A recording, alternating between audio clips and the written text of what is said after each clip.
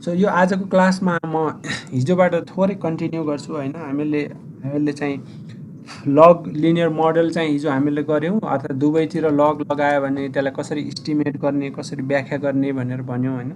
So हामीले लग लगाउनुको बेनिफिटहरू के हुन्छ त्यसको बारेमा पनि कुरा गरेका छौँ। अब त कहिलेकाहीँ के हुन्छ भने हामीले दुवैतिर लग नलगाएर एकातिर मात्रै लग लगाएर पनि मोडल कहिलेकाहीँ इस्टिमेट गर्नुपर्ने हुन्छ। जस्तो भनौँ न, हिजोकै केसमा चाहिँ हामीहरूले प्रोडक्सनमा चाहिँ लग लगायौँ होइन। प्रोडक्सनमा चाहिँ लग लगायौँ रेक, अनि प्रोडक्सनमा चाहिँ लग लाउने तर यतापट्टि लेबरमा चाहिँ नलाउने। एकैछिन है, म नेटवर्क एकैछिन है, म यहाँ नेटवर्क चेन्ज गर्छु। अनि यो मेरो इन्टरनेट चाहिँ कस्तो अनस्टेबल भइरहेको रहेछ बिचमा। अनि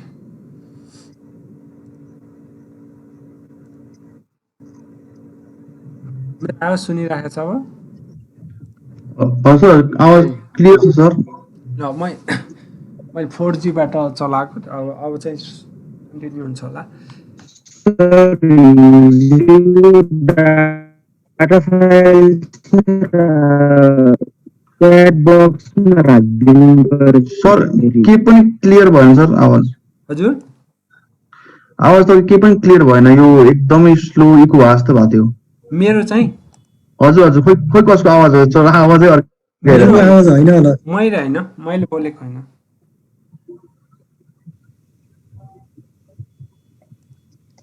आई थिंक त्यो डेटा फाइल चाहिँ च्याट बक्समा राख्दिनु भनेर कसैले च्याट बक्समा राख्नु भनेर भन्दै हुनुहुन्थ्यो। ए आवाज बुझिरहेको ल ल ठिक छ, त्यस्तो केही प्रब्लम भयो भने भन्नु होला होइन। प्रब्लम नहोला किनकि 4G चाहिँ अहिले ठिकै चल्छ यता।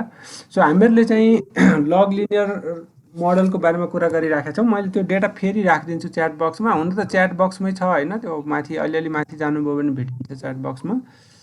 म त्यो फेरि प्लट गर्छु, हाम्रो असाइनमेन्टको लागि काम लाग्ने हो त्यो डेटा। र म एकछिनपछि त्यो डेटाको सामान्य एक्सप्लेनेसन चाहिँ दिन्छु, त्यसमा के कुरा छ भनेर। र त्यसको आधारमा असाइनमेन्ट कसरी गर्ने भन्ने कुरा आउँछ। मैले च्याट बक्समा फेरि राखिदिएछु डेटा। सो मैले के कुरा गर्दै थिएँ भने हामीहरूले चाहिँ दुवैतिर लग लगाएर रिग्रेसन चाहिँ गऱ्यौँ होइन। अब एकातिर मात्रै लग लगाएर पनि रिग्रेसन कहिलेकाहीँ हुन्छ। त्यसलाई चाहिँ हामीहरू सेमी लग मोडल भनेर पनि भन्छौँ। भनेको एकातिरको भेरिएबलमा लग लाउने, अर्कोमा नलाउने। अब सपोज मानौँ कि हामीले कस्तो रिग्रेसन गर्न खोज्यौँ भने प्रोडक्सनमा चाहिँ लग लगायौँ होइन, यतापट्टि चाहिँ लग लगाएनौँ हामीले। यतापट्टि लेबर भनेरै लेख्यौँ, यतापट्टि क्यापिटल भनेर लेख्यौँ। लेबर भनेर लेख्यौँ, क्यापिटल भनेर लेख्यौँ र रिग्रेसन रन गऱ्यौँ। अब यसले त जस्तो पनि रिग्रेसन रन गरिदिन्छ। अब यसको इन्टरप्रिटेसन चाहिँ फरक पर्छ। त्यो इन्टरप्रिटेसन कसरी गर्ने भन्ने कुरा चाहिँ मैले छलफल गर्छु यहाँ। सो पहिला चाहिँ मानौँ कि हामीले लग लेबर लग क्यापिटल भनेरै रिग्रेसन रन गऱ्यौँ अघि। अब त्यसको कोफिसियन्ट र यसको कोफिसियन्ट तुलना गरौँ है त। दुवैतिर लग लगायो भने लेबरसँगको कोफिसियन्ट चाहिँ हाम्रो 1.01 छ, क्यापिटलसँगको कोफिसियन्ट चाहिँ 0.25 छ होइन। अब हामीहरूले एकापट्टि मात्रै लग लगाएर रन गऱ्यौँ भने कोफिसियन्ट चाहिँ के आउँछ त भन्दा एकदमै सानो आउँछ। हेर्नुभयो होइन, माथि चाहिँ लेबरसँगको कोफिसियन्ट कति छ त 1.01 छ। यहाँ चाहिँ लेबरसँगको कोफिसियन्ट चाहिँ 0.02 आयो। क्यापिटलसँगको कोफिसियन्ट चाहिँ यहाँ 0.25 छ। यहाँ चाहिँ धेरै सानो नम्बर आयो। यो त यो चाहिँ यो साइन्टिफिक नम्बरमा आएको छ होइन। तपाईँले यो नम्बरलाई पछि कसरी फिक्स गर्ने भन्ने सिकाउँछु। अहिलेको लागि यो चाहिँ कति हो भने यो पोइन्टभन्दा अगाडि 6वटा डिजिट छ। -06 आयो होइन। -06 आउनु भन्नुको अर्थ के हो त, यो चाहिँ 0.5वटा 0 अनि 3 हो यो चाहिँ यो भने कति हो त 0.0000003। सो यो चाहिँ साइन्टिफिक नम्बरमा यसले आउटपुट निकालिराखेको छ। यसलाई फिक्स गर्नुपर्छ। यसलाई चाहिँ डेसिमल चाहिँ फिक्स गर भन्यो भने यसले डेसिमल फिक्स गरेर निकाल्छ। जस अहिलेको लागि चाहिँ मैले तपाईँलाई के देखाउन खोजेको भने यदि तपाईँले चाहिँ दुवैतिर लग लगाउनु भयो भने चाहिँ 1.01 र 0.25 आयो आन्सर।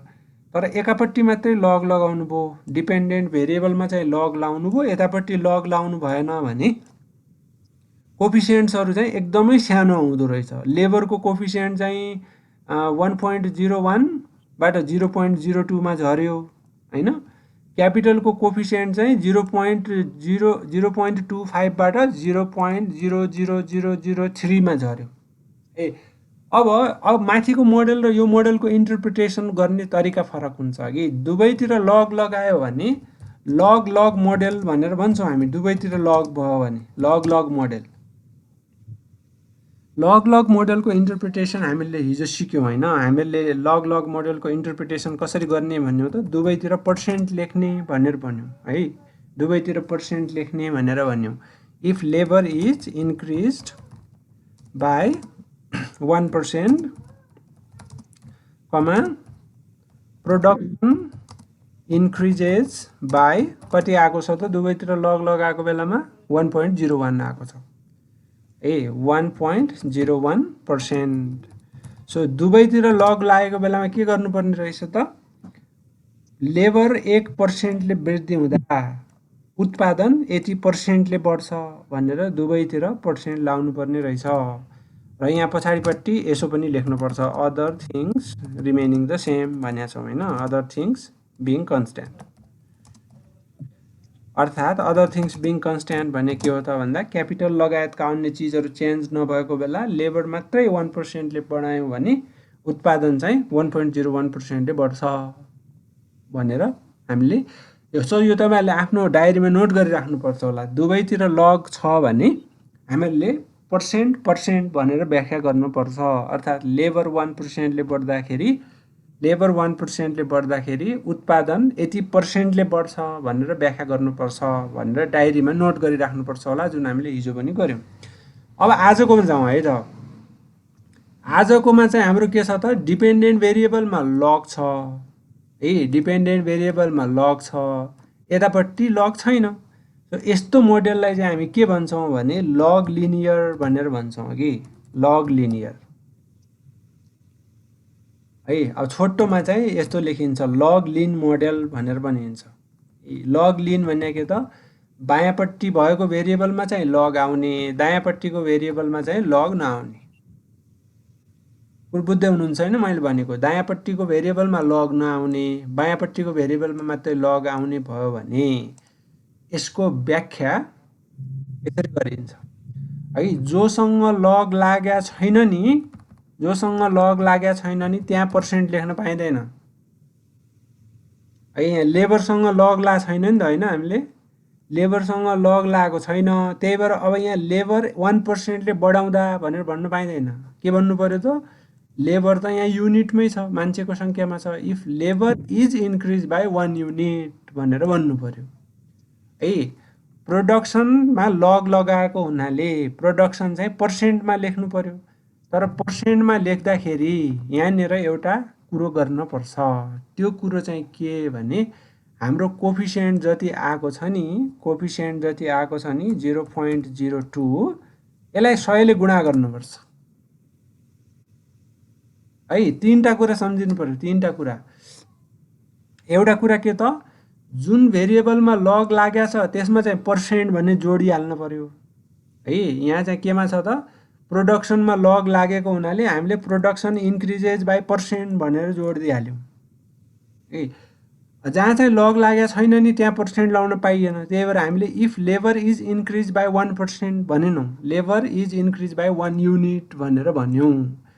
त्यति गरेर मात्रै हुँदो रहन्छ है। अर्को काम के गर्नु पर्दो रहेछ त तेस्रो त भन्दा यो केसमा यो कोफिसिएन्टलाई 100 ले गुणा गरेर अनि मात्रै पर्सेन्ट भन्न पाउँदो रहेछ।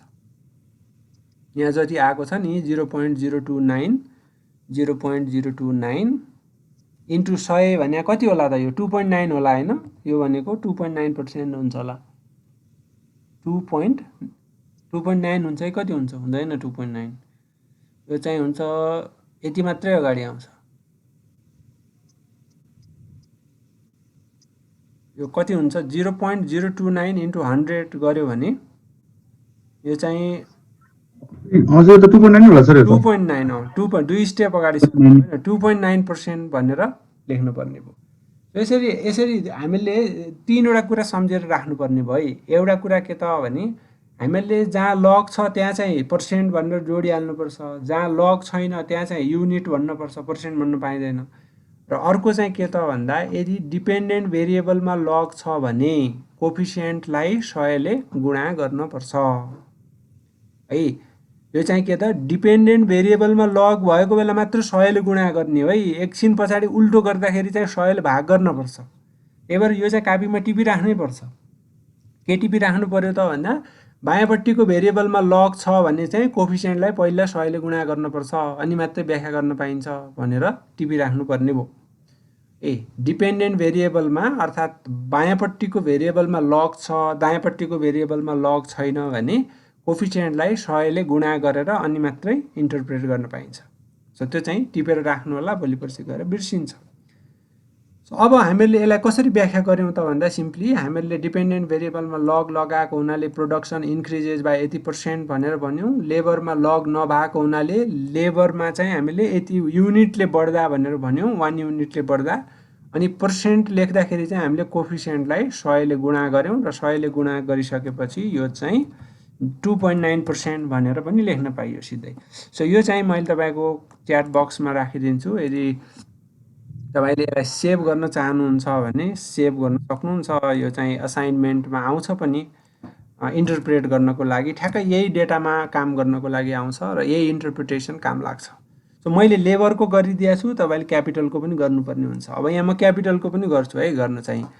अब क्यापिटलको गर्दाखेरि के गर्नु पर्यो त भन्दा क्यापिटलमा लग छैन, capital is increase by 1 unit भन्नु पर्यो। 1 युनिट पनि भन्न पाइएन है, क्यापिटल केमा छ त रुपिजमा छ है, जेमा छ त्यसैमा लेख्ने हो। क्यापिटल रुपियाँमा नापिएको हुनाले 1 रुपियाँले क्यापिटल बढाउँदाखेरि भनेर भन्नु पर्यो। अब यो एकजना साथीले चाहिँ टाइम सिरिज डेटामा भन्नुभएको छ हैन, यो जहाँ भए पनि यही हो इन्टरप्रिटेसन है, चाहे टाइम सिरिज होस् चाहे क्रस सेक्सन होस् हैन, इन्टरप्रिटेसन त एउटै हो। टाइम सिरिज डेटामा पनि हामीले यो लग मोडेल सब मोडेल लगायो भने इन्टरप्रिटेसन गर्ने तरिका सेम हो है। अब क्यापिटलको गरौँ है त। यदि capital if capital is increase by 1 unit अथवा 1 रुपिज हैन, प्रोडक्सन इन्क्रिजेज बाई, यहाँ पनि पर्सेन्टै भन्नु पर्यो हैन, किनकि प्रोडक्सनमा लग लागेको छ। तर कति पर्सेन्ट त भन्दा अब यो कोफिसिएन्टलाई मैले अलिकति अप्ठ्यारो भाषामा आएको छ साइन्टिफिक नम्बरमा, यसलाई कसरी चिन्न पर्छ भने यो पावरमा -06 आउने भनेको के हो भने डेसिमल भन्दा अगाडि 6 वटा डिजिट छ भन्ने हो। सो यो चाहिँ कति हुन्छ होला त भने 0.1 2 3 4 5 वटा 0 अनि 3 2 इन्टु 100 गर्नु पर्यो हैन। यो कति हुन्छ होला त, अब 2 डिजिट अगाडि नै सर्ने भयो, 0.00 3 टा 0 3 2 हुने भयो क्यार। 1 2 3 4 5 वटा 0 थियो, 3 टा 0 32% हुने भयो। सो 2 टा 0 चाहिँ 100 ले गुणा गर्दाखेरि हरायो। सो यति पर्सेन्टले चाहिँ बढ्छ, 0.0032% ले बढ्छ भनेर यसरी व्याख्या गर्नुपर्ने हो। सो हामीहरूले डिपेन्डेन्ट भेरिएबलमा लग लगाएका छौं, इन्डिपेन्डेन्ट भेरिएबलमा लग छैन भने व्याख्या कसरी गर्नुपर्छ त, इन्डिपेन्डेन्ट भेरिएबल 1 एकाइले बढ्दाखेरि डिपेन्डेन्ट भेरिएबल यति पर्सेन्टले बढ्छ भनेर व्याख्या गर्नुपर्छ। तर व्याख्या गर्नुभन्दा अगाडि कोफिसिएन्टलाई 100 ले गुणा गर्नुपर्छ। ल कुरो केही कन्फ्युजन छ भने सोध्नुस् है, कन्फ्युजन छ भने केही सोध्नुस्। हामीहरू अब चाहिँ अर्कोमा जान्छौँ यदि केही कन्फ्युजन छैन भने। अब अर्को है, अर्को ठिक्क उल्टो हुन्छ। अब एकचोटी त्यो कोएफिसिएन्टको फेरि भनिदिनु न सर, त्यो इक्वेसन जस्तोमा आएको 3.2 को। यो चाहिँ साइन्टिफिक नम्बर हो हैन, यो पावरमा प्लस आयो भने चाहिँ हामी जस्तो तपाईँ साइन्टिफिक नम्बर अनि हैन 1.2 अनि इन्टु 10 को पावर यति आयो भने चाहिँ अहिले प्लसमा पनि आउला कुनै लार्ज नम्बर हैन, प्लसमा आयो भने चाहिँ हामी 10 को पावरमा लान्छौँ हैन। यसरी आयो भने चाहिँ हामी के गर्छौँ त, सिम्पली यो जस्तो अब तपाईलाई यसमा त टाइप हुन्छ कि हुँदैन हैन, 3.2 अनि पावरमा चाहिँ +06 आयो भने यसको अर्थ चाहिँ के हो भने 3.2, यसको अर्थ के हो भने 3.2 इन्टु 10 को पावर 6 भनेको हैन। 10 को पावर 6 भनेको कति हो त, 10 को पावर 1 भनेको 10 नै हुन्छ, 10 को पावर 2 भनेको 100 हुन्छ, 10 को पावर 6 भनेको 1 को पछाडि 6 वटा 0 ले गुणा गर्ने हो। 1 2 3 4 5 6 अनि यो कति हुन्छ त भन्दा 32 को पछाडि 5 वटा 0 हुन्छ न, 1 2 3 4 5 32 लाख हुने भयो हैन। सो यो प्लसमा आएको छ भने चाहिँ 10 को पावर त्यतिले गुणा गर्ने हैन, गुणा गर्ने। माइनसमा आएको छ भने भाग गर्ने हो के। जस्तो अब यो माइनसमा आयो भने साइन्टिफिक नम्बरमा यो चाहिँ कति हो त भन्दा 3.2 डिभाइडेड बाई हो। अब चाहिँ डिभाइडेड बाई 1 को पछाडि 6 वटा शून्य, 1 को पछाडि 6 वटा शून्य। अब यो कति हुन्छ त, 1 को पछाडि 6 वटा शून्यले भाग गर्यो भने कति हुन्छ त भन्दा हामीहरूको डेसिमल भन्दा अगाडि 6 वटा डिजिट हुन्छ है। जो भने सिम्पल रुल हो, डेसिमलको भन्दा अगाडि 6 वटा डिजिट हुनु पर्यो भने 5 वटा 0 हुनु पर्यो अनि 3 हुनु पर्यो, 0.0003 अनि 2 पनि लेख्न मिल्यो पछाडि हैन। सो जस हामीहरूको यसलाई चाहिँ डेसिमल भन्दा पछाडि 3.2 लाई, सो 3.2 लाई चाहिँ तपाईले 1 को पछाडि 6 वटा शून्यले भाग गर्नुभयो भने त्यसको आन्सर चाहिँ 0.00003 पछाडि 2 पनि आउँछ। सो यसलाई चाहिँ भोलि पर्सि म फिक्स गर्न सिकाउँछु हैन। फिक्स गरेपछि चाहिँ यो समस्या रहँदैन। त्यही पनि कहिलेकाहीँ तपाईले यस्तो कन्फ्रन्ट गर्नुपर्ने हुन सक्छ हैन। यसको लागि सिम्पल के सम्झिनु पर्यो त, यदि यो माइनसमा आएको छ पछाडि भने जस्तो यो -07 आछ, यो भने के होला त, -07 आयो भने यो भनेको डेसिमल भन्दा अगाडि 7 स्टेप चाहिँ अगाडि सार्नु पर्यो कि, डेसिमललाई 7 स्टेप अगाडि सार्नु पर्यो। एक स्टेपमा त 8 छँदैछ भनेपछि 6 वटा 0 थप्नु पर्यो हैन। अब यसलाई चाहिँ 6 स्टेप अगाडि सार्नु पर्यो डेसिमल, 6 स्टेप अगाडि सार्ने भने के हो त, एक स्टेप छँदैछ 5 स्टेपमा चाहिँ 0 राख्नु पर्ने। सो यसरी यो साइन्टिफिक नम्बरलाई चाहिँ हामीहरू डेसिमलमा कन्भर्ट गर्न खाली डेसिमललाई कति अगाडि सार्ने वा पछाडि सार्ने त्यो गर्छौँ। प्लस आयो भने पछाडि सार्ने हैन। जस्तो 3.2 इन्टु यहाँ चाहिँ ई आछ हैन, ई को पावर +6 आयो। अथवा सिम्पली चाहिँ अब म लेख्दाखेरि 02 आयो भने यो भनेको के हो भने डेसिमललाई चाहिँ 2 स्टेप पछाडि सार्ने भनेको। 2 स्टेप पछाडि सार्दाखेरि यो चाहिँ हामीहरूको 320 हुन जान्छ सिधै। सो प्लसमा आयो भने पछाडि सार्ने, माइनसमा आयो भने अगाडि सार्ने। माइनसमा आयो भने यो चाहिँ 1 भन्दा सानो अङ्क हो भन्ने बुझ्नुपर्छ, प्लसमा आयो भने ठुलो अङ्क हुन सक्छ। यसलाई चाहिँ म फिक्स गर्न सिकाउँला है त। अब हामीहरू ठ्याक्क अर्कोमा गइरहेछौँ है त। अर्कोमा चाहिँ के भने जहाँ चाहिँ हामीहरू डिपेन्डेन्ट भेरिएबलमा लग लाउँदैनौँ के, डिपेन्डेन्ट भेरिएबलमा लग लाउँदैनौँ। प्रोडक्सन अंडरस्कोर केजी, सरी मैले रिग्रेसन लेख्न छुटेँ, प्रोडक्सन अंडरस्कोर केजी अनि लेबरमा चाहिँ लग लगाउँछौँ। अघि मैले हिजो नै यहाँ लेबर र क्यापिटलमा लग लाएर नयाँ भेरिएबल डिफाइन गरिसकेको छु है। अनि तपाईँले आफ्नोमा चाहिँ यो इन्टर गर्दाखेरि भेरिएबल नट फाउन्ड भन्यो भने यसले चाहिँ तनाव नलिनु होला।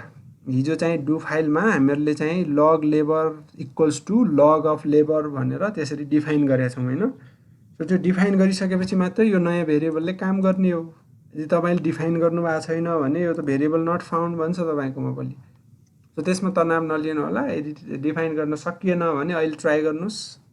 काम गर्यो लग लेबरले भने त डिफाइन गरिसक्नु भएको रहेछ, गरेन भने अहिले हामी लास्टमा छलफल गरौँला। जे भए पनि हामीले अघिको ठिक्क उल्टो सिनेरियो गर्दैछौँ है। उल्टो सिनेरियो अघि चाहिँ डिपेन्डेन्ट भेरिएबलमा लग थियो, इन्डिपेन्डेन्टमा थिएन है। अहिले चाहिँ के छ त, डिपेन्डेन्ट भेरिएबलमा लग छैन, यतापट्टिका भेरिएबलमा लग छ। अब यसको चाहिँ इस्टिमेसन गऱ्यौँ है। अघिको भन्दा ठिक्क उल्टो रिजल्ट आउँछ क्या। अब अघि चाहिँ के छ, धेरै साना अङ्कहरू आएको थियो नि त, धेरै साना अङ्क आएको थियो, धेरै साना साना अङ्क आएको थियो। अब के भयो त, धेरै ठुल्ठुला अङ्क आए, धेरै ठुल्ठुला अङ्क आए। सो इन्टरप्रिटेसन गर्ने तरिका अब के हो हेर्नुहोस् है त। मैले के भनेको छु त, जहाँ जहाँ लग टाँसिया छ नि त्यहाँ पर्सेन्ट टाँसिहाल्ने हो है। If labour is increased by, अब के भन्नु पर्यो त यहाँ 1% भन्नु पर्यो, किनकि लेबरसँग लग टाँसिया छ नि त, लेबरसँग लग टाँसिया छ, त्यही भएर 1% भनिहाल्नु पर्यो ए। अनि प्रोडक्सनसँग लग टाँसिया छैन नि त। अब प्रोडक्सनसँग लग नटाँसिएपछि प्रोडक्सनमा चाहिँ हामीले पर्सेन्ट टाँस्नु भएन, युनिट टाँस्नु पर्यो। प्रोडक्सनको एकाइ के हो, केजी हो हैन। प्रोडक्सन विल इन्क्रिज बाई ...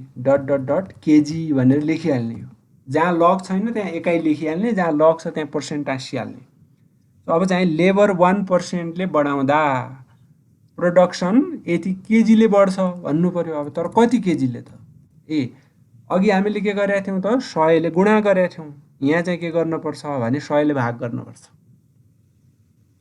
है। यो किन 100ले गुणा गर्नुपर्छ, किन 100ले भाग गर्नुपर्छ भन्नेमा चाहिँ डेरिभेटिभको थोरै लजिक छ हैन। अहिले म त्यो म्याथमेटिक्समा जाँदिनँ, तपाईलाई यदि जान्न मन लाग्यो भने म भोलिको 0 आवरमा सिकाइदिन सक्छु हैन 7:40 देखि 8 बजेसम्मको 0 आवरमा।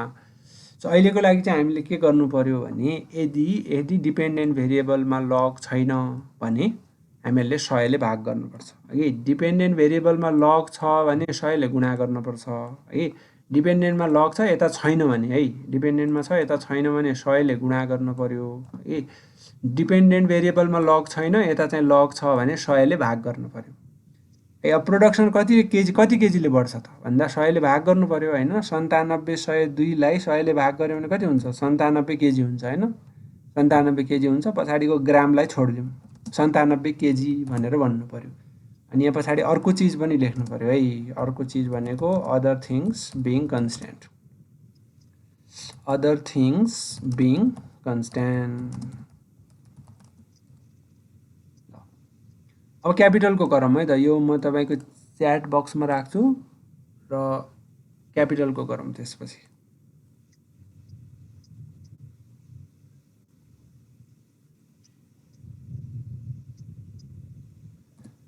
एकजना साथीले चाहिँ हाम्रो 100 ले भाग गरेपछि पर्सेन्ट नभन्ने भन्नुभएको छ। पर्सेन्ट भन्न पाइएन यहाँ हैन। यदि डिपेन्डेन्ट भेरिएबलमा लग छैन भने पर्सेन्ट भन्नै पाइएन। 100 ले भाग गरिसकेपछि पनि केजी नै भन्नुपर्छ। यसको त ओरिजिनल युनिट केजी नै छ नि त, लग ट्रान्सफर्मेसन भएको छैन। त्यही भएर 100 ले भाग गरिसकेपछि पनि केजी नै भन्नुपर्छ। क्लियर कुरो दिमागमा के राख्नुस् भने जहाँ लग छ त्यहाँ पर्सेन्ट, जहाँ लग छैन त्यहाँ एकाइ। चाहे डिपेन्डेन्ट होस् चाहे इन्डिपेन्डेन्ट होस्, लग छ पर्सेन्ट टाँसिहाल्ने, लग छैन एकाइ टाँसिहाल्ने। सो यहाँ चाहिँ 100 ले भाग गरिसकेपछि पनि यसलाई हामी पर्सेन्ट भन्न पाउँदैनौँ। यसलाई चाहिँ हामी केजीमै भन्नुपर्छ। यसको पनि म्याथमेटिकल लजिक छ। यदि तपाईलाई चाहियो भने भोलि 0 आवरमा हामी छलफल गरौँला। सरी त्यो कन्स्ट्यान्टको स्पेलिङ गल्ती भएर रहेछ है त। अब क्यापिटलको गरौँ है त। क्यापिटलमा पनि के छ त ठ्याक्क सेम कहानी छ। क्यापिटलमा लग छ यतापट्टि छैन। त्यही भएर हामीले क्यापिटलमा लग हुने बित्तिकै if capital is increase by 1% भनिहाल्नु पर्यो। क्यापिटलमा लग भएको हुनाले प्रोडक्सन विल इन्क्रिज बाई, प्रोडक्सनमा लग छैन केजी नै लेख्नु पर्यो। कति त भन्दा यसलाई 100 ले भाग गरेर है। कतिलाई 100 ले भाग गर्नु पर्यो त भन्दा 51 लाई। 5116 लाई 100 ले भाग गर्यो भने 51 केजी हुन्छ। सो बाँकी इन्टरप्रिटेसन सेम थियो। यसरी हामीले चाहिँ 3 वटा केस चाहिँ गर्यौँ है। 3 वटा केस गर्यौँ। 3 वटा केसमा हामीले दुवैतिर लग लाउँदाखेरि चाहिँ के हुन्छ? दुवैतिर लग लाउँदाखेरि के हुन्छ? एकातिर मात्रै लग लाउने भने के हुन्छ? दायाँतिर मात्रै लग लायो बायाँ लाएन भने के हुन्छ? बायाँ चाहिँ लग लायो दायाँ लाएन भने के हुन्छ भनेर हामी 3टा केस गर्यौँ। र मैले प्रष्ट रूपमा के भने जतापट्टि लग छ त्यहाँ पर्सेन्ट टाँसिहाल्ने, जता लग छैन त्यहाँ एकाइ टाँसिहाल्ने। र यदि बायाँपट्टि लग छैन भने चाहिँ 100 ले भाग गर्ने हो। त्यतिखेर ठुलो सङ्ख्या आउँछ कि आफै थाहा भइहाल्छ भाग गर्ने गुणा गर्ने भनेर। ए ठुलो सङ्ख्या आयो नि त, ठुलो सङ्ख्या आउने बित्तिकै भाग गर्नुपर्छ भन्ने अनुमान गरिहाल्नुपर्छ। यता सानो सङ्ख्या आयो, सानो सङ्ख्या आउने बित्तिकै 100 ले गुणा गर्नुपर्छ भन्ने अनुमान लगाइहाल्नुपर्छ। सो यसरी बायाँपट्टि लग छ भने सानो अङ्क आउँछ। सानो अङ्क आएपछि हामीले गुणा गरिहाल्नुपर्छ 100 ले। दायाँपट्टि चाहिँ लग छ, दायाँपट्टि लग छ बायाँपट्टि छैन भने यस्तो केसमा हाम्रो ठुलो अङ्क आउँछ कोफिसिएन्टको। त्यतिखेर हामीले 100 ले भाग गरिहाल्नुपर्छ।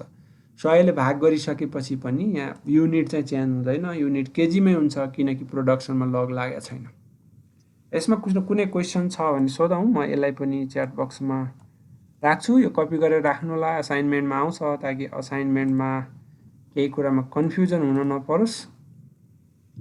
कपी गरेर राख्दा हुन्छ। मैले यसको राखिसकेँ रहेछु है त।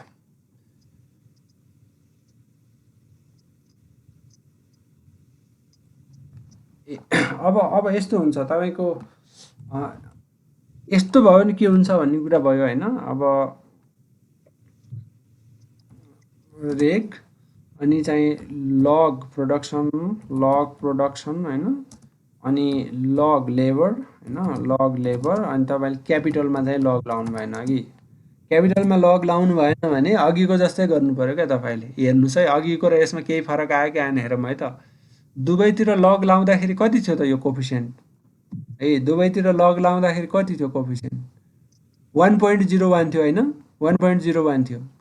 अब तपाईँले लेबरमा लग लाउनु भयो क्यापिटलमा लाउनु भएन भने त्यो पनि 1.01 कै हाराहारीमा आएको छ 1.01 कै हाराहारीमा आएको छ 1.09 आएको छ त्यही भएर लेबरमा लग लाउनु भयो क्यापिटलमा लाउनु भएन भने लेबरमा लग लाछ तपाईँले यति मात्रै हेर्नु पर्यो कि प्रोडक्सनमा लग छ लेबरमा लग छ त्यो हुने बित्तिकै यो के हुन्छ त लेबर 1% ले बढाउँदाखेरि प्रोडक्सन कति पर्सेन्टले बढ्छ भनेर व्याख्या गर्नु पर्यो है अर्कोतिर चाहिँ क्यापिटलको केसमा के हुने भयो क्यापिटलको केसमा चाहिँ अघिको कोफिसिएन्ट र यो कोफिसिएन्ट हेरौँ है त अघिको कोफिसिएन्ट कति आएको थियो 3.20 e को पावर -06 आएको थियो होइन डेसिमलभन्दा पछाडि 5 वटा शून्य अनि 3 आएको थियो नि त अब कति आयो त डेसिमलको भन्दा पछाडि 5 वटा शून्य 3 नै आयो नि त सो क्यापिटलको व्याख्या चाहिँ अघिको जस्तो गरेर गर्नु पर्यो अघि लेबरको व्याख्या चाहिँ लेबरमा लग लाग्यो हुनाले लेबर 1% ले बढाउँदाखेरि प्रोडक्सन यति पर्सेन्टले बढ्छ भन्नु पर्यो है क्यापिटलको व्याख्या गर्दाखेरि क्यापिटलमा त लग छैन क्यापिटल 1 रुपियाँले बढाउँदाखेरि प्रोडक्सन चाहिँ पर्सेन्टले बढ्छ भन्नु पर्यो तर कति पर्सेन्टले त भन्दा यसलाई 100 ले गुणा गरेर है यसलाई 100 ले गुणा गरेर सो लग लगा छैन भने चाहिँ 100 ले गुणा गरेर भन्नु पर्यो 100 ले गुणा गरेर भन्नु पर्यो लग लागेको छ भने गुणा गर्न परेन लेबर 1% ले वृद्धि हुँदाखेरि उत्पादन कति पर्सेन्टले बढ्छ भन्नु पर्यो सो क्लियर चाहिँ मेसेज के हो भने लग लागेको छ भने पर्सेन्ट भन्ने गुणासुणा केही गर्नु परेन दुवैतिर लग लागेको छ भने एकातिर मात्रै लग लागेको छ भने हामीले कि 100 ले गुणा गर्ने कि 100 ले भाग गर्ने गर्नुपर्छ र अनि जहाँ चाहिँ लग छ त्यहाँ पर्सेन्ट भन्ने जहाँ लग छैन त्यहाँ युनिट भन्ने अरु केही कन्फ्युजन छ भने सोधिहालौँ है यसमा यो जस्तो यहाँ इन्डिपेन्डेन्ट भेरिएबलमा हो भने हामीले चाहिँ मल्टिप्लाई गर्ने र डिपेन्डेन्टमा हुँदाखेरि डिभाइड गर्ने कस्तो हो सर अब तपाईँले त्यसरी सम्झिँदा पनि हुन्छ है तपाईँ इन्डिपेन्डेन्ट भेरिएबलमा लग लाग्यो भने चाहिँ भाग गर्ने हो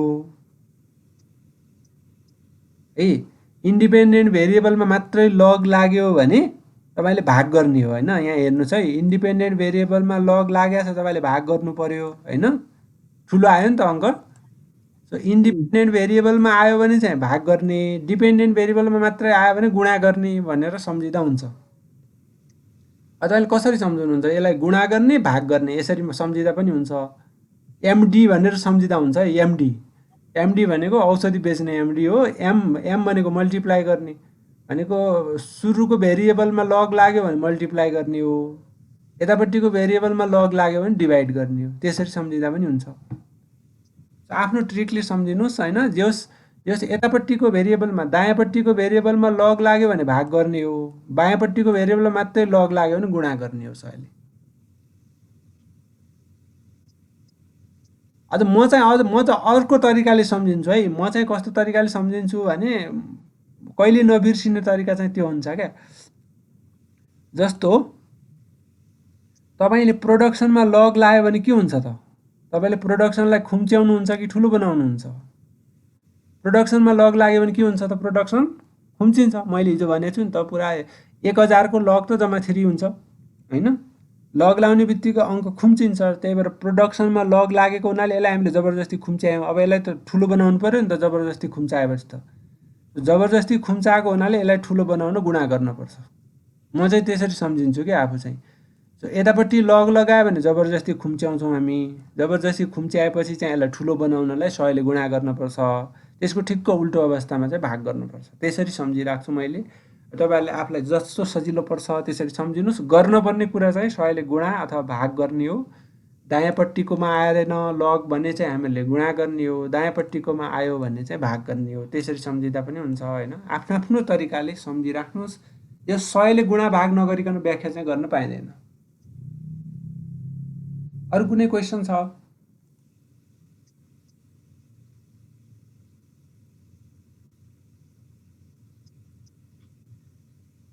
मेरो यो कमान्डको बारेमा है सर हजुर यो हामीले रिग्रेसन भनेर अनि इन्डिपेन्डेन्ट डिपेन्डेन्ट त्यसपछि इन्डिपेन्डेन्ट भेरिएबल राखेका छौं नि सर हजुर हामीले यो यिनीहरुको यो इन्डिपेन्डेन्ट भेरिएबलको कम्बाइन्ड इफेक्ट चाहिँ होइन है सर यो रिजल्ट इन्डिभिजुअल नै इम्प्याक्ट रिजल्ट हो इन्डिभिजुअल यो त पार्शियल इफेक्ट हो के पार्शियल इफेक्ट हो यो क्यापिटल चेन्ज नगरेको बेला लेबर मात्रै चेन्ज गर्यो भने के हुन्छ भन्ने हो हैन त्यसैले लेबर चेन्ज नगरेको बेला क्यापिटल मात्रै चेन्ज गर्यो भने के हुन्छ भन्ने हो, पार्शियल इफेक्ट हो, यो कम्बाइन्ड होइन। जस्तो छ त्यो भएपछि यसमा हामीले यो एकपटक इन्डिपेन्डेन्ट र डिपेन्डेन्टको एउटा एउटा भेरिएबलको गरे पनि सेम रिजल्ट आउँछ होइन सर? जस्तो एकपटक लेबरको गरे अर्को पटक क्यापिटलको गरे त्यो रिजल्ट र यो रिजल्ट एउटै हुन्छ होइन? आउँदैन नि, एउटा रिजल्ट त आउँदैन। एउटा रिजल्ट किन आउँदैन भने तपाईँले लेबरसँग मात्रै गर्नुभयो भने त तपाईँले प्रोडक्सनलाई लेबरसँग मात्रै रिग्रेस गर्नुभयो भने तपाईँले त्यहाँ एउटा गल्ती गरिराख्नु भएको छ के। प्रोडक्सनलाई चेन्ज गर्ने अथवा उत्पादनमा चेन्ज ल्याउने भेरिएबल तपाईँले एक्सक्लुड गरिराख्नु भएको छ नि त। त्यो भएपछि के हुन्छ त, तपाईँले क्यापिटललाई एक्सक्लुड गर्नुभयो भने क्यापिटलले ल्याएको वृद्धि पनि लेबरले ल्याएको जस्तो देखिन्छ क्या। मिसिङ भेरिएबल भयो भने त्यस्तो हुन्छ। जस्तो तपाईँले अब आफ्नो वेट बढ्नमा के चिजको कन्ट्रिब्युसन छ भनेर अब खानाको मात्रै क्वान्टिटी हाल्नुभयो भने अरू चिजले ल्याएको चेन्ज पनि खानाले ल्याएको जस्तो देखिने भयो नि त। त्यही भएर कोफिसिएन्ट ठुलो आउँछ कि लेबरसँग मात्रै गऱ्यो भने। माथिको यो बराबर हुँदैन, जस्तो गरेर हेर्नु न, बराबर हुँदैन। यो चाहिँ 413 आउँछ होइन। अनि तपाईँले क्यापिटल पनि समावेश गर्नुभयो भने प्रोड अन्डरस्कोर केजी होइन, अनि लेबर क्यापिटल पनि समावेश गर्नुभयो भने त लेबरको कोफिसिएन्ट कम आउँछ। मैले इन्टरप्रिटेसनमा हामीले छुट्टा छुट्टै गरेको भएर त्यो हो कि भन्ने लाग्यो कि सर? होइन छुट्टा चाहिँ यस्तो खालि के तपाईँ क्यापिटल चाहिँ समावेश गर्नु भएन भने तपाईँले त भेरिएबल एक्सक्लुड गरिराख्नु भएको छ। त्यही भएर उत्पादन केले बढ्यो भन्ने कुरा तपाईँ लेबरले बढ्यो भन्नुहुन्छ, जति बढ्यो पनि लेबरले बढ्यो भन्नुहुन्छ होइन। त्यही भएर त्यो हामीहरू अमिटेड भेरिएबल बायस भनेर भन्छौँ त्यसलाई। भेरिएबल एक्सक्लुड गर्यो भने चाहिँ त्यसलाई त्यति राम्रो मानिँदैन। जस्तो उत्पादन लेबर क्यापिटल बिना हुँदैन भन्ने थाहा पाइसकेपछि तपाईँले लेबर मात्रै राखेर रिग्रेसन रन गर्न चाहिँ पाइँदैन। अस्ति हामीले इक्जाम्पलको लागि त गऱ्यौँ होइन। लेबर र क्यापिटल दुवै नभइकन उत्पादन हुँदैन भन्ने थाहा पाउँदै सिङ्गल भेरिएबलको चाहिँ गर्न मिल्दैन, सेन्सिबल हुँदैन। र गरिहाल्यो भने पनि त्यो चाहिँ कोफिसिएन्ट चाहिँ दुईटा गर्दाखेरिको र एउटा मात्रै राख्दाखेरिको सेम हुँदैन, कहिले पनि सेम हुँदैन त्यो।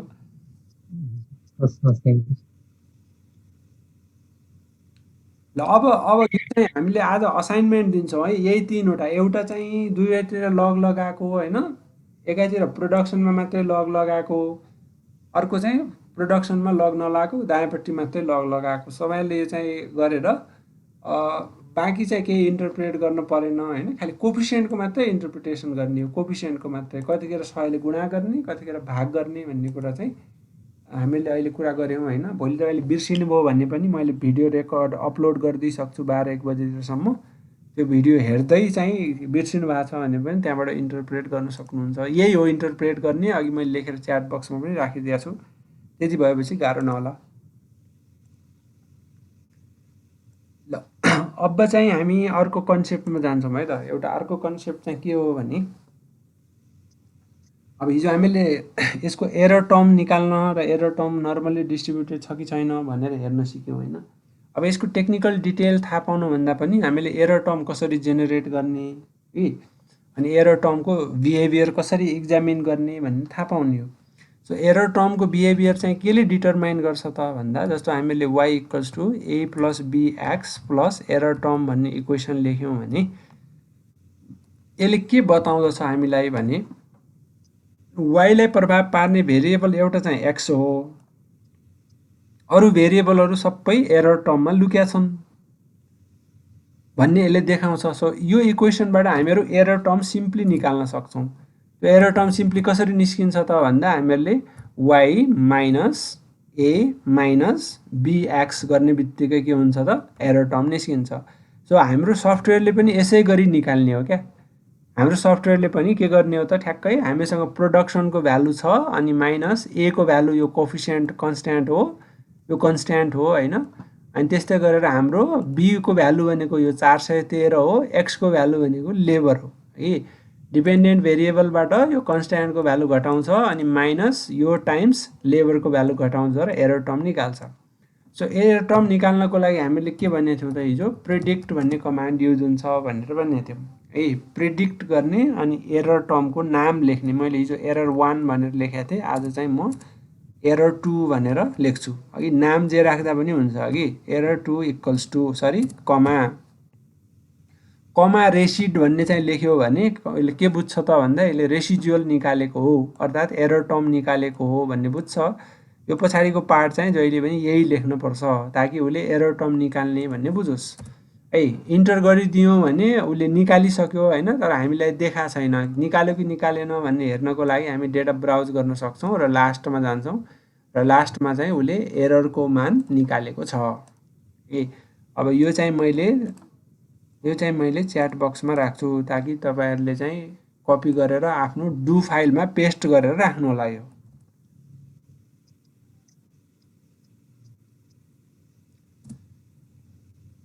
अब एरर टर्मको भ्यालु कसरी निस्क्यो भनेर चाहिँ भन्नु भएको छ हैन। जस्तो अब म तपाईहरुलाई बुझाउनको लागि चाहिँ सामान्य गर्छु है त कुरो।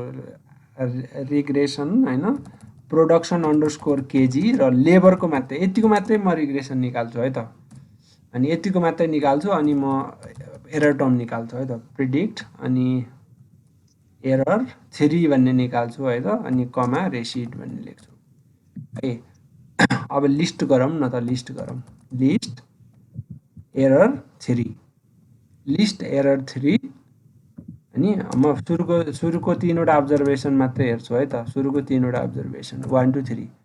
अब तपाईले यो टिपेर राख्नु त कपीमा, यो 1119 टिपेर राख्नु परेन। ल म यही लिस्ट गरिदिन्छु, अझै 3 वटा भेरिएबल लिस्ट गर्छु। लिस्ट म अब प्रोडक्सन अंडरस्कोर केजी भन्ने लिस्ट गर्छु डिपेन्डेन्ट भेरिएबल, लेबर भन्ने लिस्ट गर्छु हैन, अनि एरर 3 भन्ने लिस्ट गर्छु र यो एरर 3 कसरी निकालेको भनेर देखाउँछु है त तपाईहरुलाई। 1 2 3 3 वटा अब्जर्भेसन लिस्ट गरे।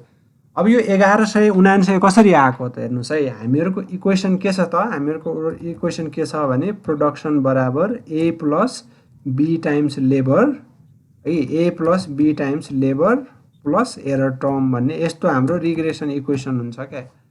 a प्लस bx भनेर लेखिराखेको थियौं नि त। अब a plus b times labour भनेर लेख्यौं।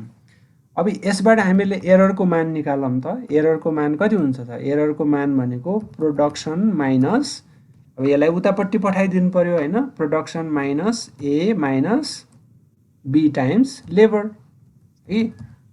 हो यही इक्वेसनबाट चाहिँ निकाल्ने हो उले है। अब यो प्रोडक्सनको भ्यालु कहाँबाट आउँछ त? यही छ डेटामा 1070 भनेर लेख्नुस् त। ल 1070 माइनस यो a को भ्यालु कहाँबाट आउने हो त? a को भ्यालु कहाँबाट आउने हो त? हामीले अघि गरेको रिग्रेसनबाट आउने हो। a को भ्यालु त माइनसमा छ अलरेडी है।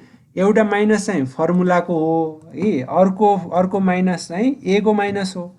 सो a को भ्यालु कति छ त? माइनस 2612 है, अनि माइनस b टाइम्स लेबर है। b को भ्यालु कहाँबाट आउने हो त? यो 413 हो, रिग्रेसनले एस्टिमेट गरेको 413 इन्टु लेबरको मान कहाँबाट आउँछ त भन्दा डेटाबाट आउँछ। ल यो आफ्नो मोबाइलमा गर्नुस् त कति आउँछ?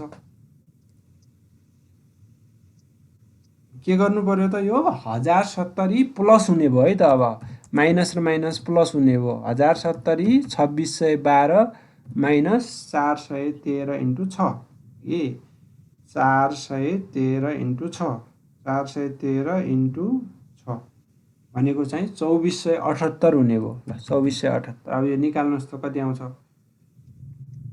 1070 प्लस 2612 माइनस 2478 कति आयो त?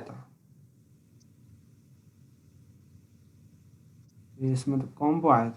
भन्नुस् है। 1070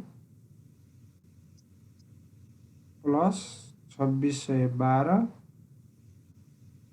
3682 माइनस 2478 भनेको 1204 आयो मेरो चाहिँ। अब यो 1204 किन फरक आएको होला त भन्दा मैले डेसिमल युज गरिन हैन, मैले त राउन्ड फिगर मात्रै युज गरे।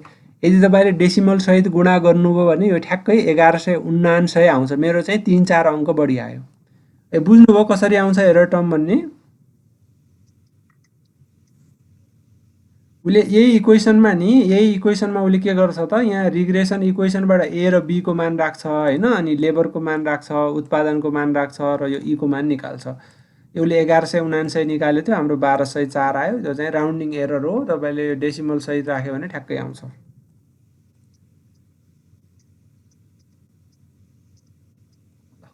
सो अब तपाईँले दोस्रो टर्म पनि त्यसै गरेर गर्न सक्नुहुन्छ है। दोस्रो टर्ममा चाहिँ तपाईँले के राख्नु पर्यो त, यहाँ 4000 राख्नु पर्यो उत्पादनमा, कि 4000 राख्नु पर्यो, यहाँ चाहिँ 4000 राख्नु पर्यो उत्पादनमा, अनि यो लेबरको ठाउँमा 31 राख्नु पर्यो, अनि कति आउँछ हेर्नुहोस्, ठ्याक्कै त्यति आउँछ डेसिमल सहित गऱ्यो भने।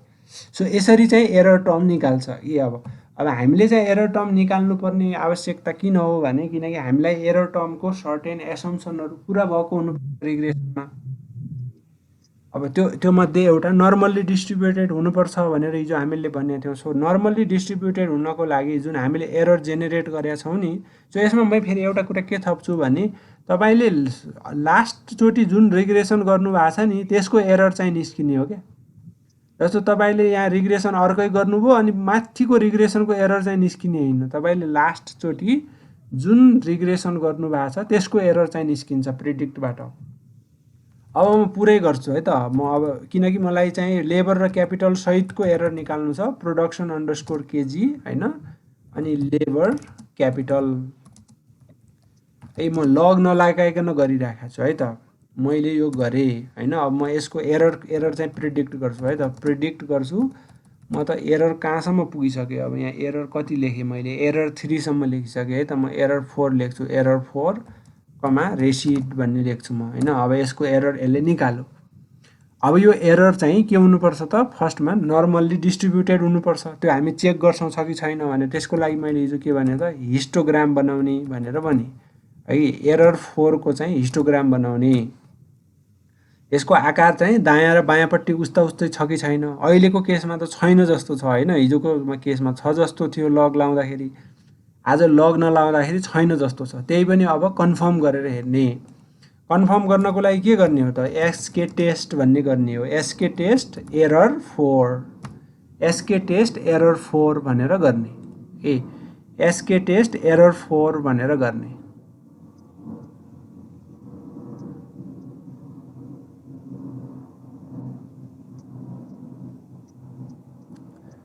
विदाउट सफ्टवेयर क्यालकुलेसन हामीले जसरी रिग्रेसन गर्छौँ, दुईवटा इक्वेसन बनाएर त्यसमा त्यो equation dependent variable independent variable satisfy हुन्छ, अनि एरर टर्मको भ्यालु कसरी आउँछ र म अहिले भन्छु है त, बस्नुहोस्, एरर टर्मको भ्यालु कसरी आउँछ भनेर।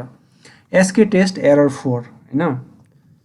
सो एसके टेस्ट एरर 4 गऱ्यो भने के हुन्छ त, यसको स्क्युनेस कुर्टोसिस टेस्ट गर्छ। मैले के भनेको छु त भन्दा, यो टेस्ट गर्दाखेरि जहिले पनि हाम्रो क्लेम चाहिँ के हुनुपर्छ त, यो चाहिँ तपाईँले नोट गरेर राख्नुहोस् है, बिर्सिनुहुन्छ। क्लेम चाहिँ हाम्रो के हुन्छ त, नर्मल्ली डिस्ट्रिब्युटेड भन्ने क्लेम हुन्छ कि, नर्मल्ली डिस्ट्रिब्युटेड। अनि यहाँ के भयो, प्रोबेबिलिटी कति आयो, प्रोबेबिलिटी चाहिँ हाम्रो 0.05 भन्दा सानो आयो। So the claim is rejected है। अब मैले भनेको ठाउँमा तपाईहरु आउनुहुन्छ है त। मैले हिजो के भनेको थिएँ भने, लगको एउटा फाइदा के हुन्छ त भन्दा, लग लगाइसकेपछि एरर टर्मको धेरै समस्या आफै समाधान हुन्छ भनेको थिएँ होइन। अहिले मैले लग नलाइकन गरेँ रिग्रेसन, अघि लग नलाइकन गरेँ। लग नलाइकन गर्दाखेरि के आयो त भन्दा, हिस्टोग्राम पनि नर्मली डिस्ट्रिब्युटेड जस्तो देखिएन। फर्मल टेस्ट गर्दाखेरि पनि के देखियो त, प्रोबेबिलिटी 0.05 भन्दा सानो आइदियो। ठुलो आएपछि राम्रो हो, यसमा हामीलाई ठुलो आएपछि राम्रो हो। नर्मलिटी टेस्ट गर्दाखेरि प्रोबेबिलिटी 0.05 भन्दा ठुलो आयो भने हामीलाई नर्मली डिस्ट्रिब्युटेड भन्ने हुन्छ, हामीलाई राम्रो हुन्छ, त्यतिखेर फेभरेबल हुन्छ। तर यहाँ 0.05 भन्दा सानो आइदियो। अब म लग लाएर गर्छु है त, हेर्नुहोस् के हुन्छ। अब म के गर्छु त, रिग्रेसन लग लाएर गर्छु। लग प्रोडक्सन, लग लेबर, लग क्यापिटल अघि। अब म लग लाएर गर्छु। अब हेरौँ है त, अब यसको चाहिँ तपाईँले एरर टर्म निकाल्नुहोस्, प्रिडिक्ट। अब एरर 5 मा पुगिसकेँ म त, एरर 5 भन्ने नाम राख्छु, कमा रेसिड। नाम जे राख्दा पनि हुन्छ, तर चिन्नु पर्यो तपाईँले यो राख्या हो भनेर। रेसिड एरर टर्म निकाल्यो। अब यसको हिस्टोग्राम बनाउँछु है त म, एरर 5 को हिस्टोग्राम बनाउँछु। ल हेर्नुहोस्, अघिको भन्दा कति इम्प्रुभ भएर आयो। अब यो त दायाँ बायाँ उस्तै छ। अब यसको स्क्युनेस कुर्टोसिस टेस्ट गर्ने है त, एसके टेस्ट एरर 5। ल हेर्नुहोस्, 5% भन्दा बढी आयो नि प्रोबेबिलिटी होइन। सो यसरी लग लगाउनुको बेनिफिट, स्ट्याटिस्टिकल बेनिफिट हो कि यो लग लाउनुको चाहिँ। लग लाउने बित्तिकै धेरै जस्तो समस्याहरू आफै करेक्ट भएर जान्छ। नर्मल्ली डिस्ट्रिब्युटेड नहुने खालको समस्या थियो हाम्रो डेटामा, लग लाउने बित्तिकै नर्मल्ली डिस्ट्रिब्युटेड भइदियो। सो यसरी लग लगाउनुको एउटा बेनिफिट के हो भने एरर टर्मको जुन बिहेभियर हो त्यो बिहेभियर चाहिँ एरर टर्मले फलो गर्छ र हामीहरूलाई स्टेटिस्टिकल समस्याबाट यसले उन्मुक्ति दिन्छ। सो अब यो चाहिँ हामीले नर्मेलिटी टेस्ट गऱ्यौँ है त। अब अर्को टेस्ट छ, त्यो अर्को टेस्ट भनेको चाहिँ एरर टर्मको भेरिएन्स हो कि एरर टर्मको variance, error term variance, error टर्मको भेरिएन्स हो। एरर टर्मको भेरिएन्सलाई हामीहरू अलि अप्ठ्यारो भाषामा हेटेरोसिडास्टिसिटी भनेर भन्छौँ। अब यसको स्पेलिङ मलाई पनि लेख्न आउँदैन है, HETROSCEDASTICITY, हेटेरोसिडास्टिसिटीको समस्या भनेर भन्छौँ। एरर टर्मको भेरिएन्स कन्स्ट्यान्ट भयो भने चाहिँ हेटेरोस्किडास्टिसिटी छैन भन्छौँ। एरर टर्मको भेरिएन्स कन्स्ट्यान्ट भइदिएन भने हेटेरोस्किडास्टिसिटीको समस्या छ भनेर भन्छौँ। अब यो तपाईँले अप्ठ्यारो शब्द याद गर्दा पनि भयो नगर्दा पनि भयो, तर समस्या के हो भने एरर टर्मको भेरिएन्स कन्स्ट्यान्ट हुने कि नहुने भन्ने समस्या हो। अब एरर टर्मको भेरिएन्स कन्स्ट्यान्ट छ कि छैन भनेर कसरी चेक गर्ने, र म तपाईँलाई एउटा कुरा के रिमाइन्ड गर्छु भने एउटा मैले एरर 4 भन्ने निकालेको छु अघि। एरर 4 भन्ने के हो त लग नलाएको बेलाको हो। अर्को चाहिँ एरर 5 भन्ने निकालेको छु, त्यो चाहिँ लग लाएको बेलाको हो। अब म फेरि निकाल्दिनँ यो एरर टर्म, किनकि पहिल्यै निकालेको छ नि त। एरर 4 भन्ने लग नलाएको बेला हो, एरर 5 भन्ने लग लगाइसकेपछिको हो। अब एरर टर्मको भेरिएन्स कन्स्ट्यान्ट छ कि छैन भनेर कसरी चेक गर्ने त? त्यसको एउटा सिम्पल चेक चाहिँ के हो भने यो चाहिँ यो टेस्ट गर्नको लागि चाहिँ यहाँ एउटा अर्को शब्द लेख्नुपर्छ है त, ई स्ट्याट भन्ने लेख्नुपर्छ, ESTAT स्ट्याट भन्ने लेख्नुपर्छ। ई स्ट्याट हेड टेस्ट भन्ने, यहाँ एररको नाम लेख्नु पर्दैन है, एररको नाम लेख्नु पर्दैन। ई स्ट्याट हेड टेस्ट भन्ने, हेड टेस्ट भनेको हेटेरोस्किडास्टिसिटी टेस्ट हो। सो यति गर्ने बित्तिकै आफै गर्छ हेटेरोस्किडास्टिसिटीको टेस्ट। अब यसले कसको चाहिँ गर्यो त, कसको चाहिँ गर्छ त भन्दा जहिले पनि पछिल्लोचोटि रन गरेको मोडेल जुन हो नि त्यसको चाहिँ चेक गर्छ क्या यसले। पछिल्लोचोटि तपाईँले लग लागेको वाला चेक गर्नुभएको छ होइन, लग लागेको वाला रिग्रेसन रन गर्नुभएको छ नि, यसको एरर टर्मको भेरिएन्स कन्स्ट्यान्ट छ कि छैन भनेर यसले चेक गरेको। सो जुन चाहिँ रिग्रेसन मोडल पछिल्लोचोटि लास्टचोटि तपाईँले जुन रन गर्नुभएको छ त्यसको भेरिएन्स कन्स्ट्यान्ट छ कि छैन भनेर यसले चेक गर्यो। अब यहाँ थाहा पाउनुपर्ने कुरा के हो त भन्दा यसको क्लेम के हुन्छ कि, क्लेमै थाहा पाउनुपर्ने हो कि हाइपोथेसिस टेस्टमा त। क्लेम चाहिँ के हुन्छ त भन्दा एरर भेरिएन्स इज कन्स्ट्यान्ट भन्ने हुन्छ। एरर भेरिएन्स इज कन्स्ट्यान्ट भन्ने क्लेम हुन्छ। यो क्लेम थाहा पाउनुपर्छ कि क्लेम। एरर भेरिएन्समा केही पनि समस्या छैन, त्यसको भेरिएन्स कन्स्ट्यान्ट छ भन्ने यसको क्लेम हुन्छ। अब प्रोबेबिलिटी हेरौँ है त, प्रोबेबिलिटी कति छ? प्रोबेबिलिटी कति छ त? Since probability is greater than 0.05 we can not reject होइन। 5% भन्दा ठुलो आयो, 5% भन्दा ठुलो आएपछि हामी रिजेक्ट गर्न सक्दैनौँ। अब यसको अर्थ के हो त भन्दा यदि 5% भन्दा बढी प्रोबेबिलिटी आएको छ भने एरर टर्म चाहिँ भेरिएन्सको कन्स्ट्यान्ट भेरिएन्स हुन्छ एरर टर्मको भन्नेलाई हामी रिजेक्ट गर्न सक्दैनौँ। अर्थात् हामीहरू के कन्क्लुड गर्छौँ त भन्दा एरर टर्मको भेरिएन्समा केही पनि प्रब्लम छैन, यसको भेरिएन्स कन्स्ट्यान्ट छ भनेर हामीहरू कन्क्लुड गर्छौँ। सो नर्मेलिटी टेस्टमा पनि प्रोबेबिलिटी 0.05 भन्दा ठुलो आउनु फेभरेबल हो हाम्रो लागि। यो भेरिएन्स टेस्ट गर्दाखेरि अथवा हेटेरोस्किडास्टिसिटी टेस्टमा पनि के हो त हामीलाई प्रोबेबिलिटी 0.05 भन्दा ठुलो आयो भने फेभरेबल हुन्छ। अरू बेला सानो आए फेभरेबल हुन्थ्यो कुनै बेला होइन। मैले रिग्रेसनमा त के भने यी प्रोबेबिलिटी सानो आएपछि मात्र इन्टरप्रेट गर्ने भने होइन, यहाँ चाहिँ के त 0.05 भन्दा सानो आयो भने फेभरेबल हुन्छ हाम्रो लागि। तर नर्मेलिटी टेस्टमा र हेटेरोस्किडास्टिसिटीको टेस्टमा नल हाइपोथेसिस नै त्यस्तो भएको हुने भए हुनाले जहिले पनि यो मान्छे थेसिस लेख्ने मान्छेले उल्टो लेखिराखेका हुन्छन् है, यो विचार गर्नु होला। यो प्रोबेबिलिटी तपाईले जुनसुकै सफ्टवेयर युज गरे पनि यही हो है कुरो। तपाईले जुनसुकै सफ्टवेयर चाहे त SPSS गर्नुहोस्, स्टाटा गर्नुहोस्, आर गर्नुहोस्, जे गरे पनि हाइपोथेसिस टेस्टको इन्टरप्रिटेसन सेम हो। सो प्रोबेबिलिटी 0.05 भन्दा ठुलो आयो भने हामीहरू के कन्क्लुड गर्छौँ त भन्दा यहाँ हेटेरोस्किडास्टिसिटीको समस्या छैन, एरर टर्मको भेरिएन्स कन्स्ट्यान्ट छ, भेरिएन्समा उतार चढाव छैन भन्ने हेर्छौँ। ल फेरि म तपाईँलाई अब अर्को देखाउँछु। अब म लग नलगाइकन गर्छु है त, लग नलगाइकन गर्छु। मैले के भन्ने त जुन लास्टचोटि रिग्रेसन गरे हो नि त्यसको मात्रै चेक गर्छ भने नि त। अब म लग नलगाइकन गर्छु त्यसको चेक गर्छ फेरि लग लाएर रिग्रेसन गर्छु त्यसको चेक गर्छ प्रोडक्सन अंडरस्कोर केजी अनि लेबर अनि क्यापिटल अघि अब मैले लग नलाइकन रिग्रेसन गरेँ अब यसको एरर टर्म कन्स्ट्यान्ट छ कि छैन एरर टर्मको भेरिएन्स भन्ने चेक गर्ने के भने त मैले ई स्ट्याट हेड टेस्ट भनेर लेख्ने भनेर भने है अब यसले गर्यो कति आयो त प्रोबेबिलिटी अब हेर्नुस् ल क्लेम चाहिँ के हो त एरर भेरिएन्स इज कन्स्ट्यान्ट भन्ने हाम्रो क्लेम हो कि अब प्रोबेबिलिटी कति आयो त since probability is less than 0.05 we reject we reject अघि के भएको थियो त प्रोबेबिलिटी 0.05 भन्दा ठुलो आएको थियो त्यही भएर हामीले रिजेक्ट गर्न सकेनौँ यो केसमा रिजेक्ट गर्यौँ रिजेक्ट गर्नुको अर्थ के हो त भन्दा error variance is not constant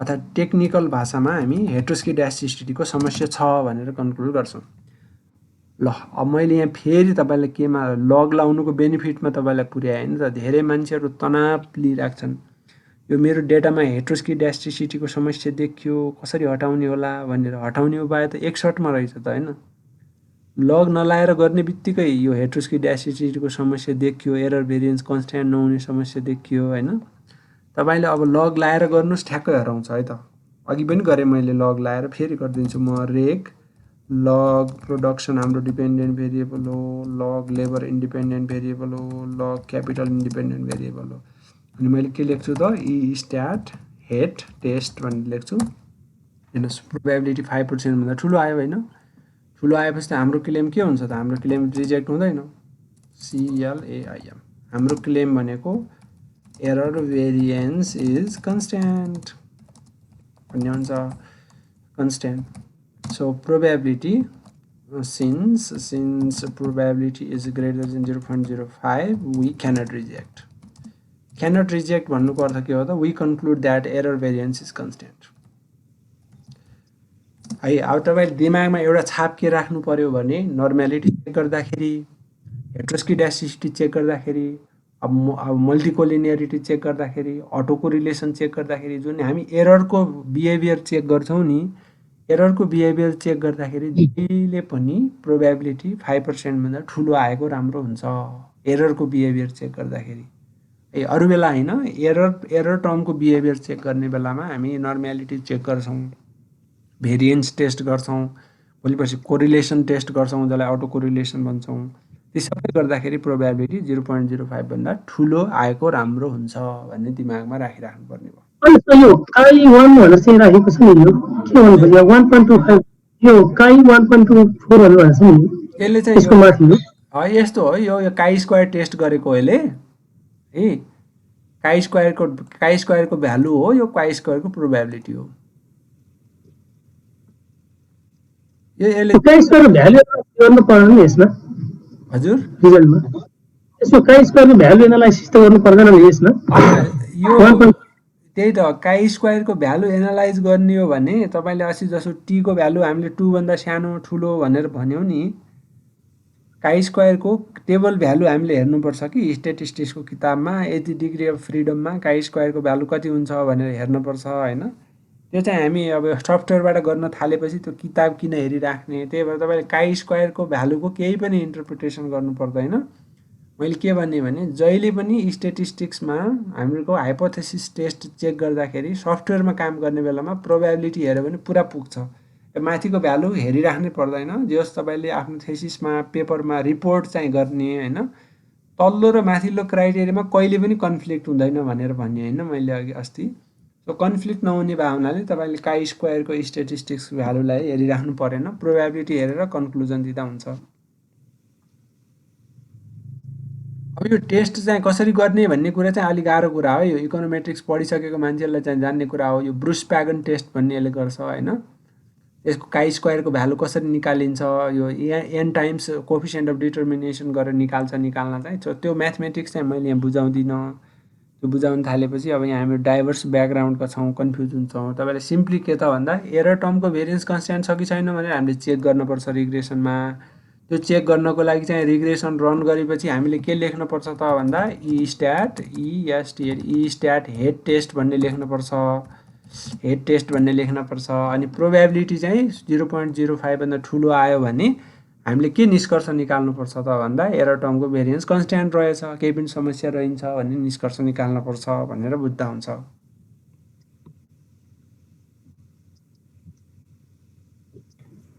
sir यो लग लेयर पनि हेरेर आयो भने फर्दर हटाउने केही सोलुसन छ र सर?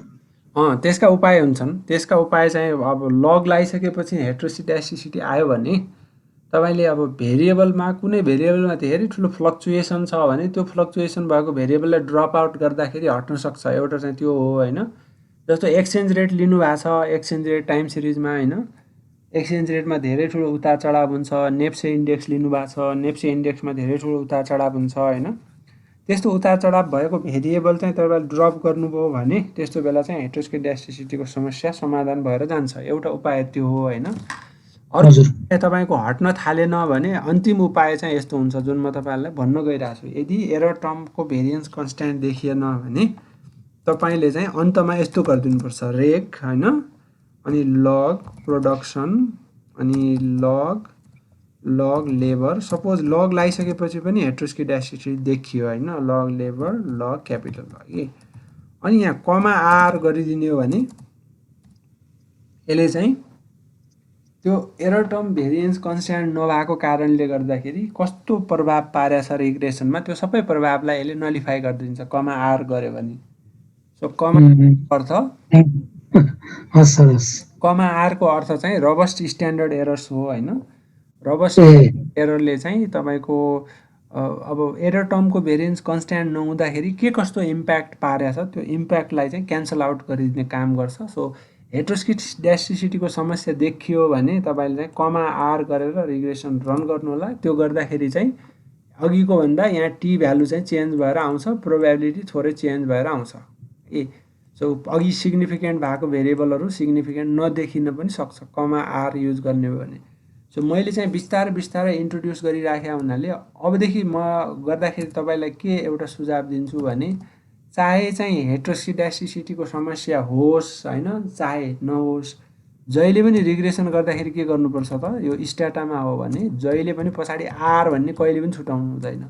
चाहे होस् चाहे नहोस्, नभएपछि यसले केही पनि अप्ठ्यारो पार्दैन हामीलाई, भयो भने करेक्ट गरिदिइहाल्छ यसले।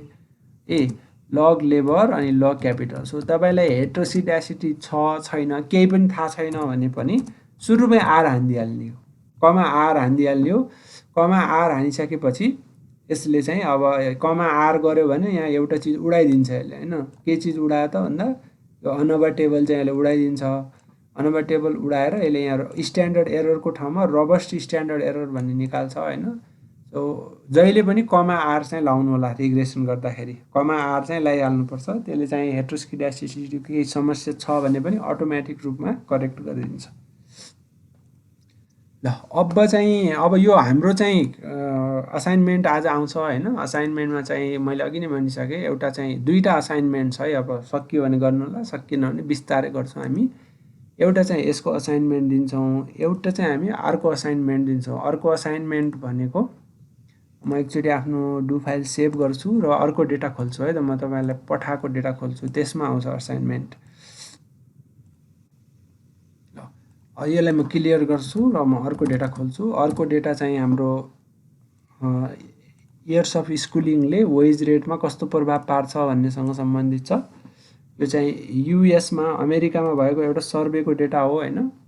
यो डेटा तपाईँले ओपन गर्न त सकिहाल्नुहुन्छ होइन। स्ट्याटाको डेटा कसरी ओपन गर्ने हो त, फाइलमा गएर ओपन गर्ने अनि कहाँ राख्नु भएको छ त्यसमा क्लिक गरेर ओपन गर्ने बित्तिकै डेटा ओपन भइहाल्छ आफै। त्यसमा केही मेहनत गरिराख्नु परेन डेटा ओपन गर्न। त्यही पनि गर्न सक्नु भएन भने अहिले ट्राई गर्नुहोस् होइन। त्यो डेटा ओपन गर्न सक्नु भएन सोध्नु होला, फोन गरेर सोद्धा पनि हुन्छ। भोलि 9851257000 हो मेरो फोन नम्बर, 9851257000। यसमा फोन गरेर सोद्धा पनि हुन्छ। इम्पोर्ट गर्न सक्नु भएन भने म कसरी गर्ने भने सिकाइदिउँला। त त्यतिखेर तपाईँसँग इन्टरनेट र जुम चाहिँ हुनुपर्छ। त्यसपछि अब यो डेटाको नेचरको बारेमा हेरौँ होइन। यो डेटामा चाहिँ हाम्रो के छ त, विभिन्न काम गर्ने मान्छेहरूलाई क्वेसन सोधिएको छ होइन।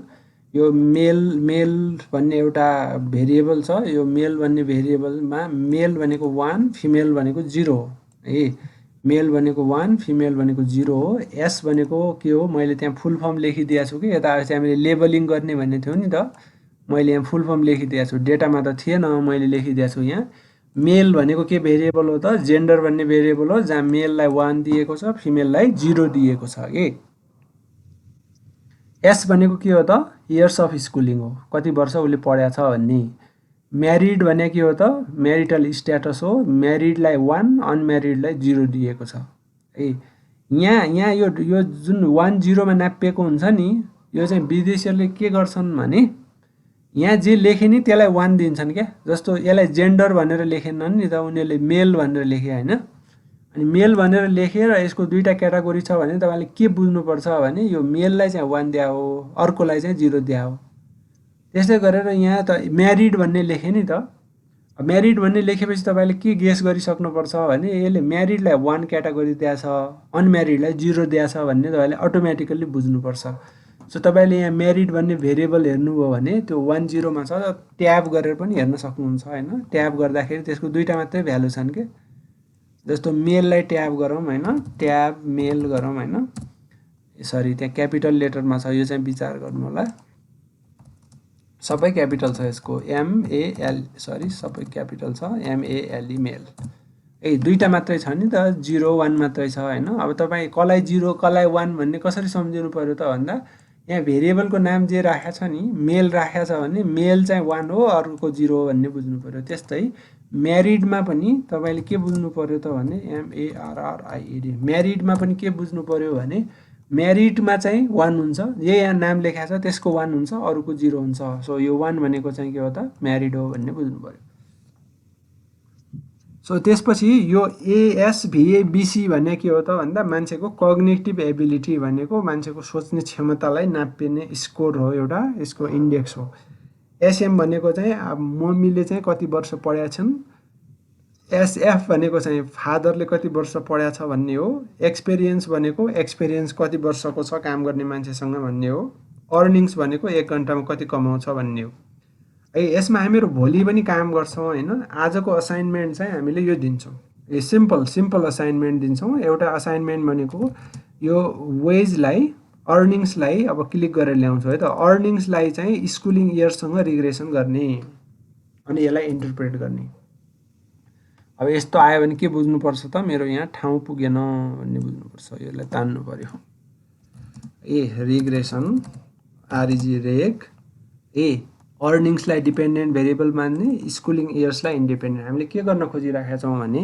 पढ्न गयो भने कति बढी कमाइ हुन्छ भनेर इन्टरप्रेट गर्न खोजिराखेका छौं इन्टर गरौँ कति आउँछ त कोफिसिएन्ट भन्दा 2.45 आउँछ अब व्याख्या कसरी गर्नु पर्यो त भन्दा स्कुलिङ इयर्स चाहिँ वर्षमा नापिएको छ है मैले यहाँ लेखेको छु इयर्स अफ स्कुलिङ भन्ने लेखेको छु नि त त्यही भएर यो वर्षमा नापिएको अर्निङ्स चाहिँ मैले के व्याख्या लेखेको छु त यहाँ आवरली अर्निङ्स इन डलर भनेर व्याख्या लेखेको छु है त यसको तपाईले अब यसको व्याख्या कसरी गर्नु पर्यो त 2.45 को व्याख्या कसरी गर्नु पर्यो त भन्दा 1 extra year of schooling 1 extra year of schooling अथवा स्कुलमा 1 वर्ष तपाईले थप पढ्नुभयो भने विल इन्क्रिज द आवरली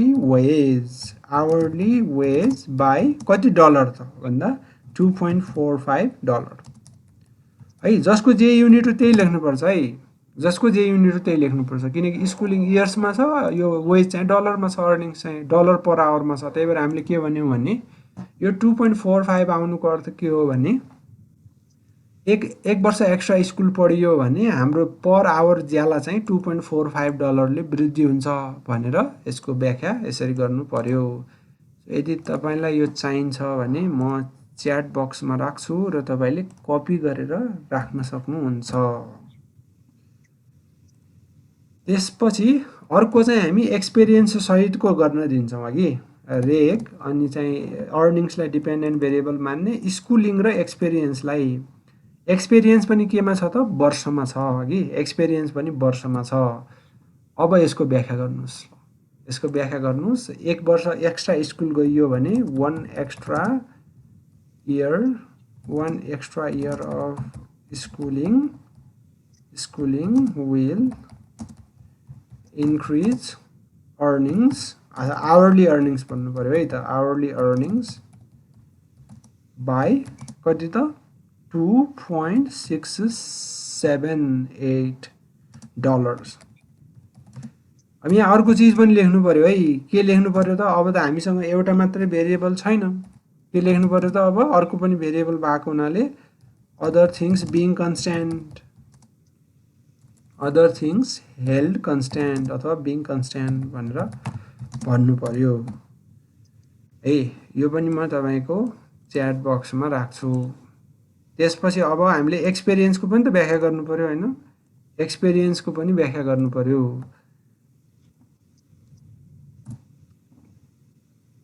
एक्सपिरियन्सको पनि व्याख्या गर्नु पर्यो अब 1 एक्स्ट्रा इयर अफ एक्सपिरियन्स भन्नु पर्यो अघि 1 extra year of experience 1 extra year of experience will increase hourly earnings by कति भन्नु पर्यो त 0.56 dollars other things held constant so यो चाहिँ हाम्रो अर्निङसँग सरी एक्सपिरियन्ससँग गरेको रिग्रेसनको कोफिसिएन्टको चाहिँ इन्टरप्रिटेसन भयो मैले चाहिँ यो असाइनमेन्टमा दिन्छौँ हैन तपाईलाई गर्न आएन भने भोलि हामी यसैमा रिभाइज पनि गर्छौँ सुरुमा रिभाइज पनि गर्छौँ गर्न आएन भने फोन गरेर सोध्न सक्नुहुन्छ त्यस्तै गरेर भोलि 7:40 मा आएर थप हामी छलफल गर्न सक्छौँ वा अहिले मैले च्याट बक्समा पेस्ट गरेको जुन इन्टरप्रिटेसन छ त्यो इन्टरप्रिटेसनलाई कपी गरेर पनि तपाईले राख्न सक्नुहुन्छ र आफैले गर्ने अनि मिल्यो कि मिलेन भनेर क्रस